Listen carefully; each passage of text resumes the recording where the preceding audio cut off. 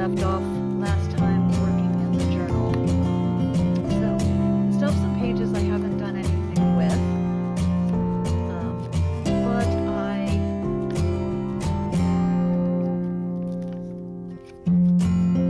did last time I sat down to play. I was thinking about the prompts from Meg's June 13th newsletter, and she was challenging us to use chemically torn edges and image transfer. And I had created this page here, and I had a really good time creating it. And I want to work on the facing page.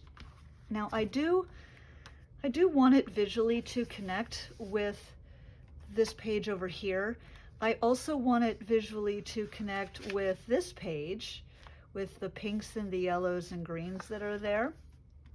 But I also want it to be its own page. So I really am not sure what I'm going to do, except that I am in love with this Tim Holtz lady, and I'm going to play with her. I think she would be kind of fun here on the page somewhere. And so I think I'm going to play with her. And then I kept the fabric that I was considering for last spread, just to maybe use some of that on this side as well, because I think the colors could still work. I really think it might be really interesting. I'm super obsessed with, this is the front, I think, of the fabric. This is the back, and I'd love to find a way to use this. But anyway, I'm not sure what I'm gonna do. I'm just gonna let serendipity take me where it will. But I did want to add some color to her. So that's kind of my starting point. It's this lady, these pages, and wanting some color. So I'm going to set this aside for now so I can see my colors.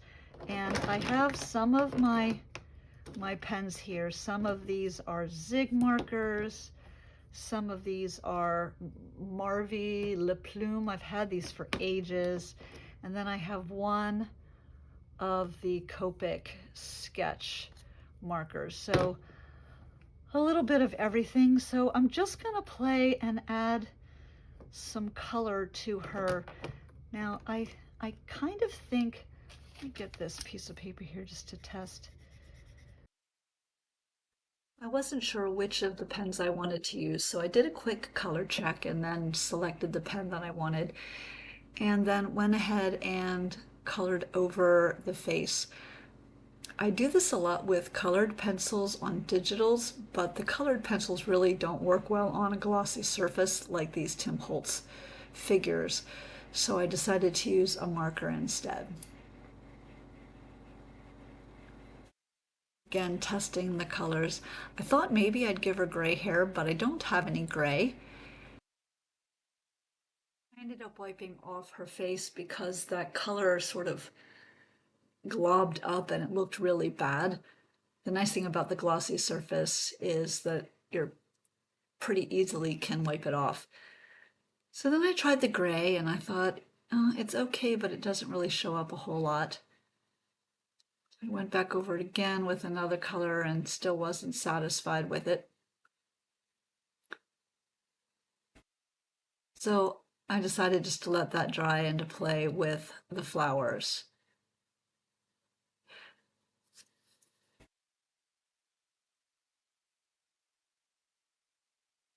I really wasn't having a lot of success with the colors, so I decided to grab another Tim Holtz paper doll that has the same texture and to play with the pens to see which ones worked and didn't kind of clot up and which ones did, so that I knew what to avoid. And I have another one of these, so I kind of felt it was okay to play with it and kind of potentially ruin it. when I was all finished, I actually grabbed a wipe and was able to wipe most of the ink off, and everything was fine.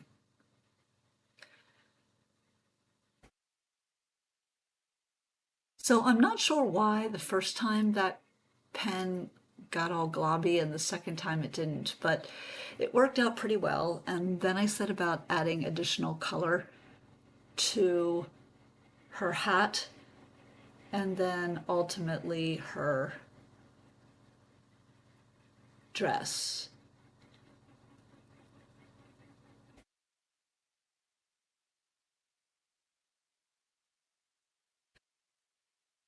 So I've mentioned in a number of my other videos that I like to take colored pencils and use colored pencils to add color to digitals.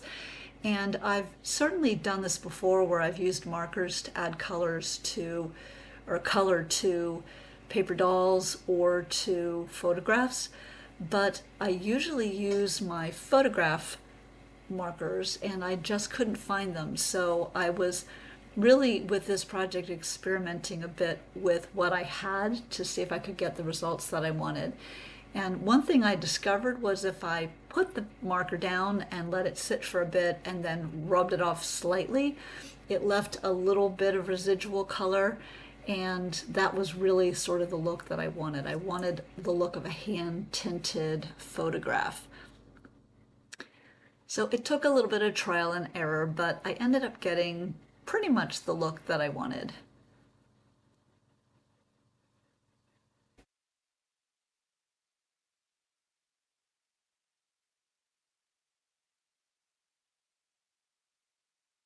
So with the hat colored in, I decided that the dress was too light and needed to be darker.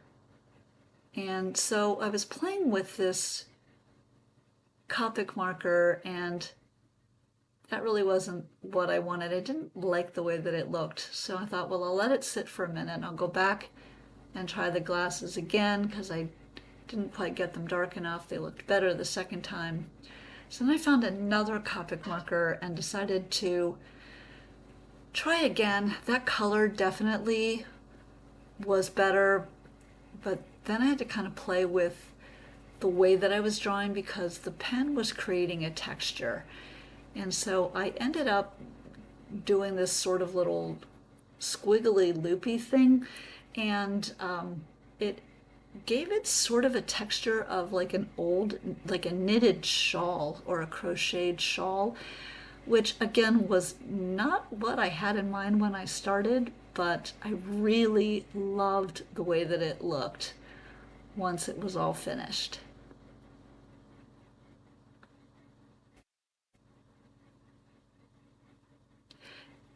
I really think this gave it a look that it was supposed to be that way and not something that was added on afterwards, which really made me happy.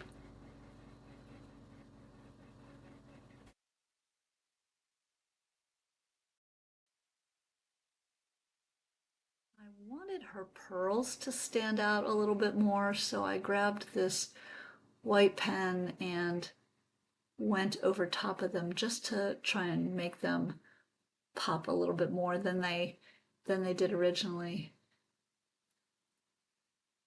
And then I wanted to show you here, I wiped off the majority of the marker, and it did leave a little bit, but I sort of like that. It kind of looks a bit distressed, and I'll definitely be able to work with that. So with her on the page, and this is pretty much where I wanted her to sit, and there's a close-up of the texture that the marker ended up creating. So then I needed to figure out what I was going to do with the background. And I had started out with that fabric that I pulled from for the facing page. So I went through and just kind of played with which fabrics looked good in the background and complimented her but didn't really overwhelm her. I decided that green really pulled out the green in her hat, and so I had to use that. I also really liked the pink trim and thought it would be fun to put that on the edge as a bit of a trimmer.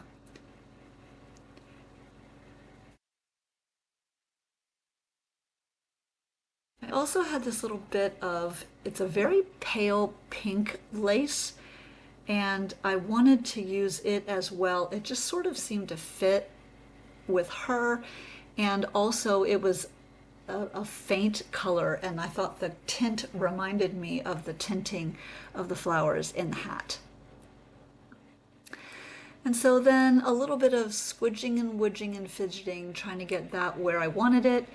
And then I thought it would be fun to add a flower on the page itself to complement the flowers in her hat. That also took a little bit of playing around to figure out.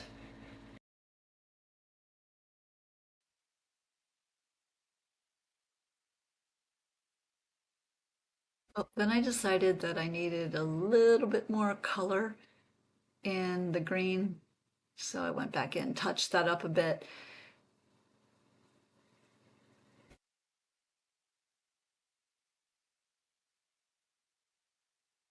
I put the paper underneath so that I wouldn't end up getting the marker on the page behind.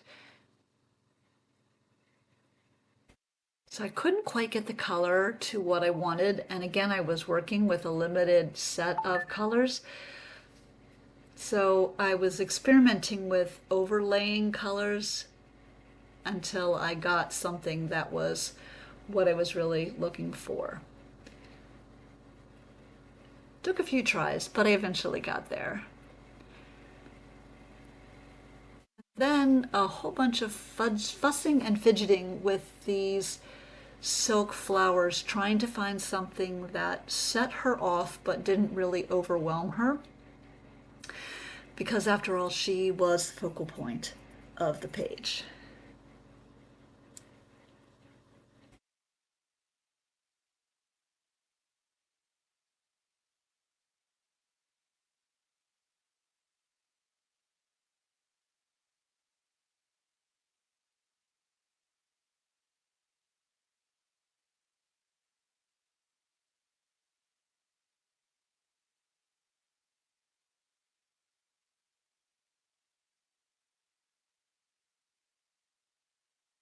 Again, kind of playing and fussing with the different sari fabrics. There were some that I liked and I thought matched well color wise, and then others that I really didn't think worked very well at all.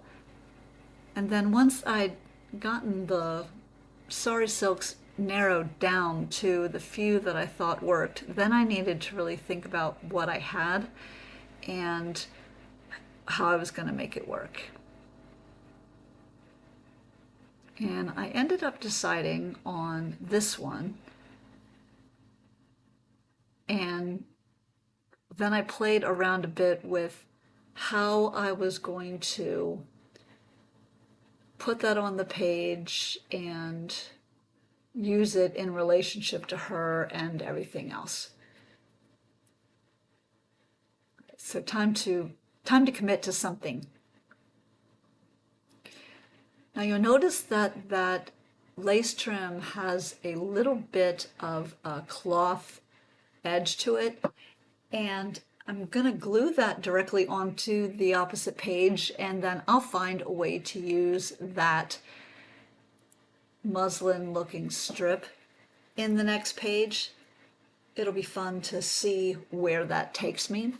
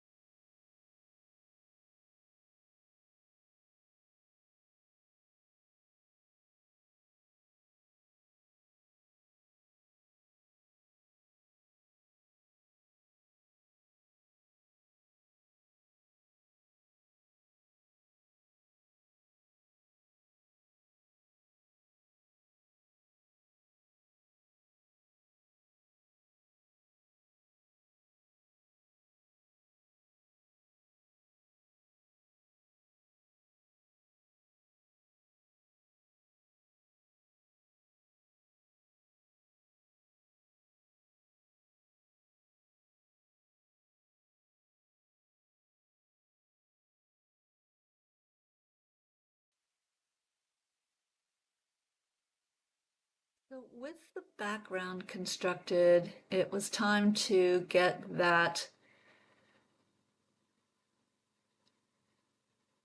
sari ribbon attached and in place. Then, of course, I decided that I needed something else in the background. It wasn't quite done after all.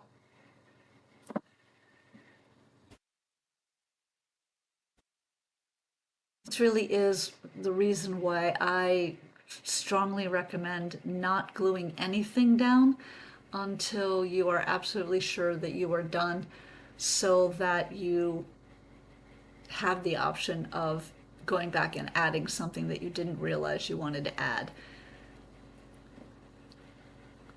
And now I'm just saying I gotta be done. No more. Glue her down onto the page. I did trim the end of her shoulders off when the camera was turned off so that she wouldn't hang over the edges of the page. I don't know if you noticed that. And then I ended up just settling on this one flower with this button. And I'm just kind of marking where that's going to be, because then I'm going to bunch the sari fabric up using some fabric glue to get it to stay so that it looks sort of ruffled. Another way to do that would have been to get a needle and thread and do a quick running stitch and then gather it. But I was too lazy to get out my thread and decided that the glue would work just fine, which it did. I got the look that I was looking for.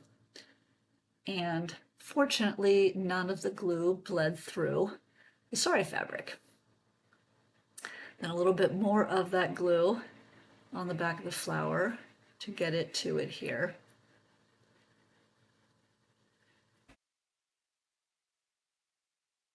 And a little bit more just to be sure. Now you'll see over on the right, I do have some Tim Holtz quote strips that I had gone through, and I actually had found the quote that I wanted to use prior to starting the video, but there's the place I got it, and quote, do more than exist, because that just really seemed to be her attitude towards life, the universe, and everything.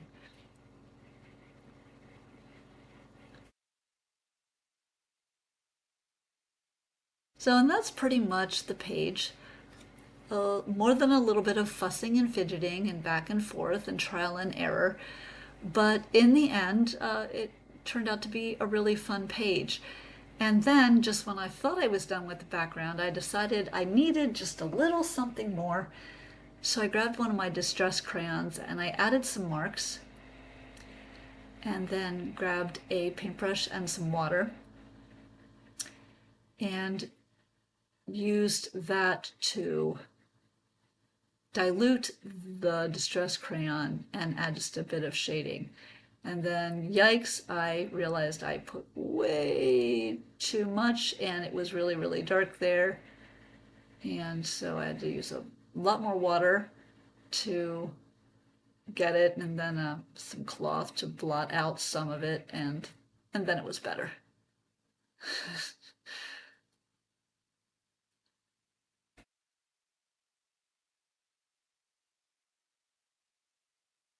I feel like when you do that shading, it does a little bit to connect the image to the background by creating sort of a shadow effect.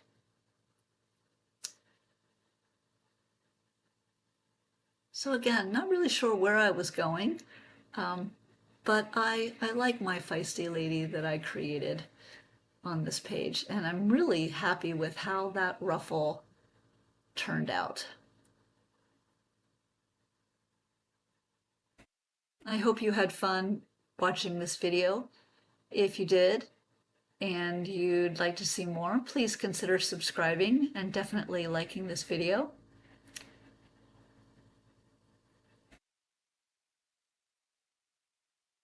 And as always, make a great day.